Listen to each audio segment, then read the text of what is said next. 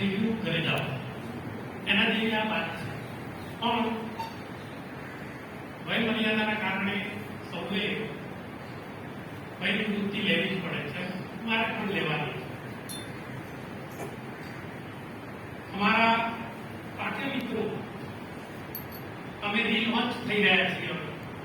મતલબ કે વર્ગખંડના શિક્ષણમાંથી અમે બહાર આવીશું અને તમારા જીવનના એક પરિવર્તનનો તબક્કો કહેવાય એવી જગ્યાએ ઉભા છીએ. કેમ કે હવે ક્યાં જવું, શું કરવું એ ખબર નથી. ઘરમાં બેઠા બેઠા પણ શું કરવાનું એ ખબર નથી. એટલે દરેકથી કંઈક ને કંઈક વિચારી રાખવું છે. પણ મેં તો એવું કશું વિચાર્યું નથી. કેમ કે માનસિક રીતે હું નિવૃત્ત થઉં છું એવું હજી સુધી મારા મગજે તો સ્વીકાર્યું નથી. મિત્રો, એક કેમ્પસ એક શૈક્ષણિક ઇકોસિસ્ટમ છે. આના શૈક્ષણિક ઇકોસિસ્ટમના આપણે સૌ ઘટકો છીએ. એક જશે બીજું આવશે. ખસવું અને વસવું એ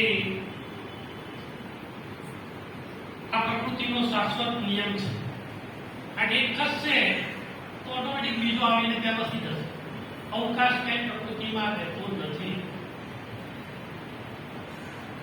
અમારા પહેલા પણ ઘણા બધા હતા, તે નિવૃત્ત થયા, એની જગ્યાઓ હવે ભરી, હવે નિવૃત્ત થયા, અમારી જગ્યાઓની પાછું બીજું કોઈ લઈ લેશે. એટલે એક નિરંતર ચાલતી શાશ્વત પ્રક્રિયા છે.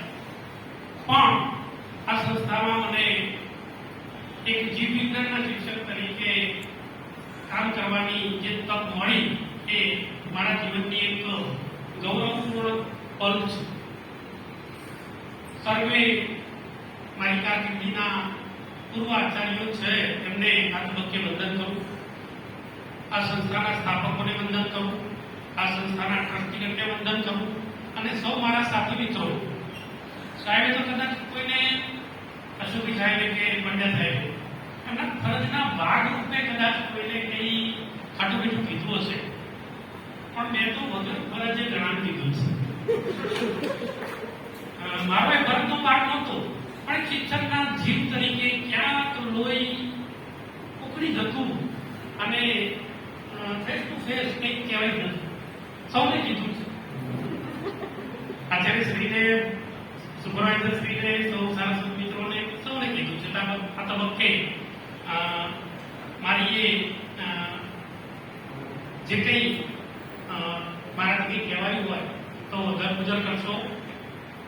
અને આ તબક્કે મારા માતા પિતા, મારા સૌ પરિવારના વડીલો અને વર્તમાન આચાર્યશ્રી કે જેમને માર્ગદર્શન આપ્યું એ સૌનો હું ખૂબ ખૂબ આભાર માનું છું. જય હિન્દ.